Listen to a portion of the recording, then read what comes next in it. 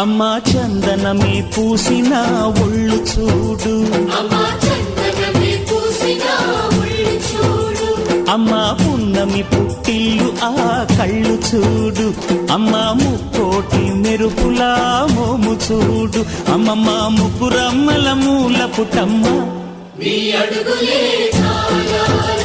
అమ్మా నిప్పుల్ని తొక్కిన నడక చూడు, అమ్మా దిక్కుల్ని దాటిన కీర్తి చూడు, 1000 సూర్యుళ్ళై మెరిసిన